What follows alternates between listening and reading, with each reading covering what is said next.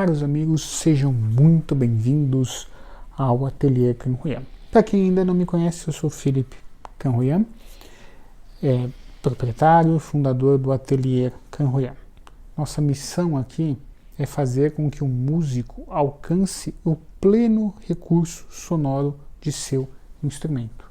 Independente se esse músico é iniciante, profissional, se esse instrumento é iniciante, profissional, nossa missão é fazer com que você alcance o pleno recurso sonoro do seu instrumento, tá bom? E hoje eu vou responder aqui a pergunta de um amigo sobre o lobo. É possível, com os ajustes, tirarmos o lobo do instrumento? Vamos falar a esse respeito. Recados rápidos e aí já entraremos no conteúdo. Primeira questão. Já falei muitas das vezes, agradecimento aos amigos por se inscreverem, por estarem aqui conosco, por auxiliarem a divulgar esse conhecimento para os irmãos. Às vezes a gente é da comum ali faz anos, do nosso lado toca um irmão que não tem informação, então eu fico muito agradecido por nos auxiliarem a divulgar esse conhecimento, tá bom?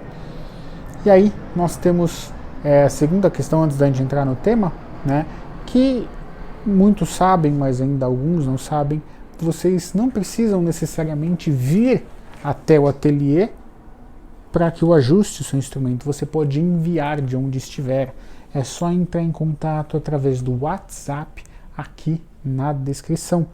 Então você pode enviar, eu ensino como empacotar, vou enviar para você um vídeo explicando como fazer isso, todo o nosso endereço, como fazer o envio, é bem simples. Esses daqui mesmo foram enviados. Você já vai ter um orçamento prévio, aí eu faço os ajustes no seu instrumento, te faço um vídeo explicando e te envio, tá bom? Ou seja, recebemos instrumentos para ajuste de onde vocês estiverem, tá bom? Vamos lá. É possível tirar o lobo do instrumento com ajuste? Antes disso, é preciso saber o que é o lobo, né? Muitos não sabem o que é o lobo. Por diversos motivos, eu já falei aqui em alguns outros vídeos, né? O seu instrumento pode ter o lobo. Às vezes é questão na construção, às vezes é no ajuste, né? Então, por diversos motivos, ele pode ter o lobo. O lobo é um problema sonoro, é um defeito sonoro. Se a gente se aprofundar um pouco mais, é quando o instrumento não se decide qual padrão de vibração ele vai seguir, né? Qual sistema ele vai seguir. Ele tem alguns... o fundo e o tampo, eles não são uniformes. Por exemplo, aqui tem a mesma medida. Você tem aqui uma medida, aqui outra, você tem várias medidas no decorrer da construção do instrumento. Por isso que aquela história, vamos abrir para tirar madeira, normalmente me dá um medo, né? Porque saber fazer isso bem feito não é simples. Por isso que eu não recomendo abrir para fazer a harmonização, e sim fazer a sonorização externa. Aqui, a sonorização é ajuste dos 11 itens, ajuste de craveira, pestana e tal. Sonorização, a gente já fez mais de 10 mil instrumentos, já fiz. O resultado é muito maior do que a harmonização no meu de interpretar. No outro vídeo eu falei há um tempo atrás que existem visões diferentes, eu respeito, não tem nenhum problema. E aí, o que acontece?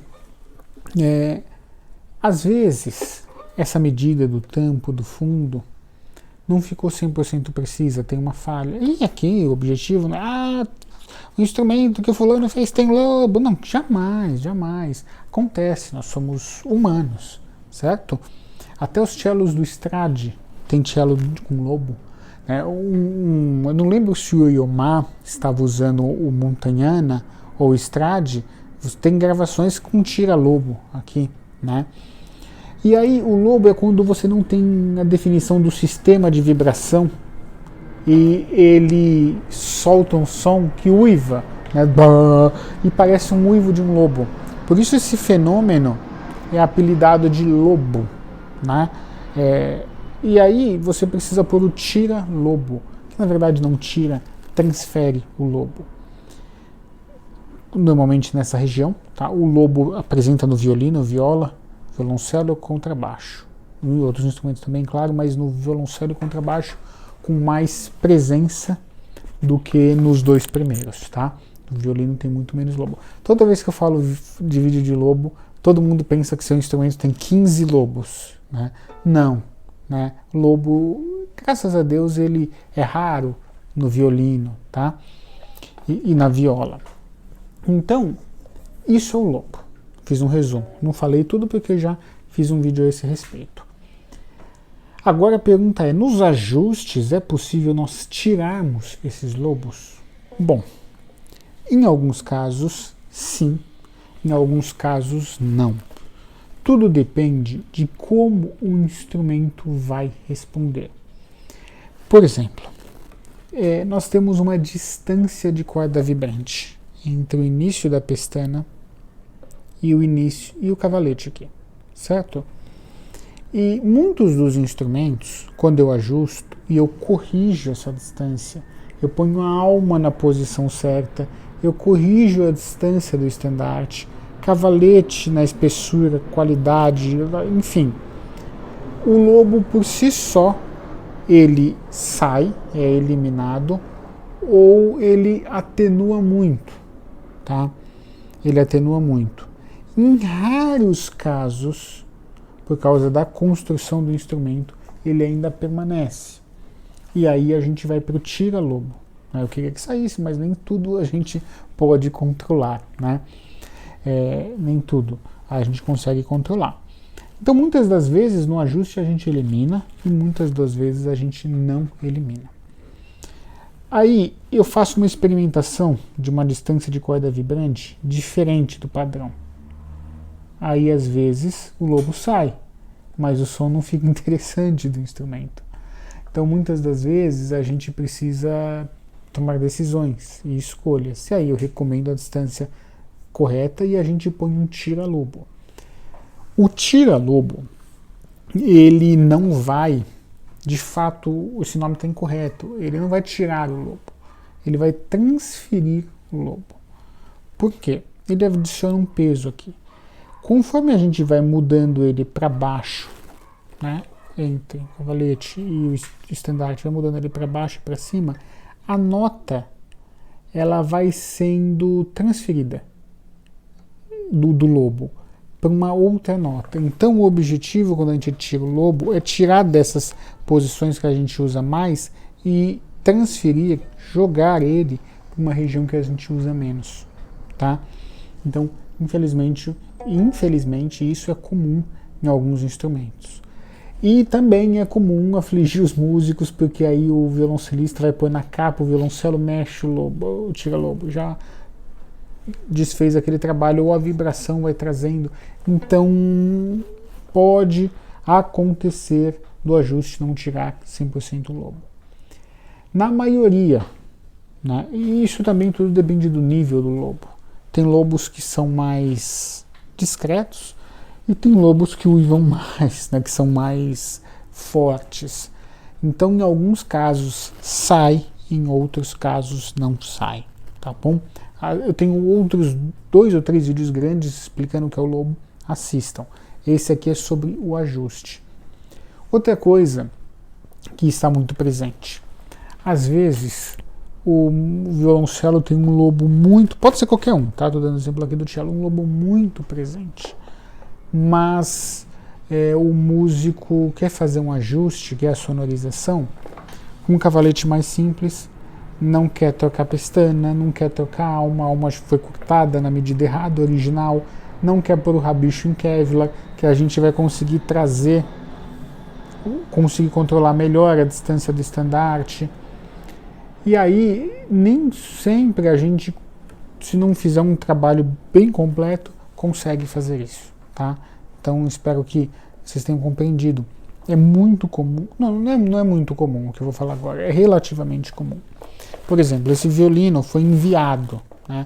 O músico entrou em contato, passei nosso endereço, expliquei, ele enviou o violino para eu fazer o ajuste. E aí, é muito comum o seguinte, é relativamente comum, o proprietário desse músico quer fazer um trabalho completo. trocar cravelha, trocar pestana, trocar alma, trocar espelho, kit, Rabichin Kevlar, um trabalho bem completo. E o colega que senta ao lado dele, na igreja, que também enviou o instrumento, ele quer fazer um trabalho mais parcial. Ele quer só sonorização com a troca do cavalete. Quer investir menos recurso, não quer trocar pestana, não quer trocar alma, não quer pôr Rabichin Kevlar. Tá, tudo bem. A gente pode fazer só sonorização, ou como eu já falei aqui, de 7 melhorias para o seu instrumento, você pode fazer as 7, 8 melhorias, a sonorização trocando tal peça e melhorando. Eu sempre brinco com os músicos que é igual quando você compra um carro. Né? Você pode comprar aquele carro básico, você pode pôr direção elétrica, trava, ar-condicionado, enfim. Você pode deixar mais completo aquele carro, você pode deixar mais completo o ajuste. Aí esses dois músicos, com o mesmo luthier que sou eu, sentam do lado do outro e falam, mas esse aqui está soando melhor. É claro, ele investiu, pôs mais peças. Então, quanto mais completo é o ajuste, mais possibilidade eu tenho de diminuir ou eliminar o lobo. Entenderam o que eu quis dizer? Né? Porque quando a gente troca a pestana, a gente pode pôr um material adequado, a gente não vai ter que melhorar só aquela que está ali. Muitas das almas eu recomendo para o músico, olha, troca essa alma, ela está na madeira inadequada, ela está numa dimensão errada, o chanfre não está certo, a música, eu quero fazer a sonorização no momento, não tem problema, por recurso, manter a mesma, e depois a gente troca. Quando a gente troca, fala, nossa, como melhorou. Então, se o ajuste também vai influenciar em eliminar ou não o lobo, tudo vai depender da dimensão que foi esse ajuste. Se ele foi um ajuste mais profundo, se ele foi um ajuste mais parcial, tá bom? Espero que tenham gostado do conteúdo, tenham gostado, né, compreendido e relembrando, recebemos instrumentos para ajuste. Desde já, muito obrigado por nos acompanhar.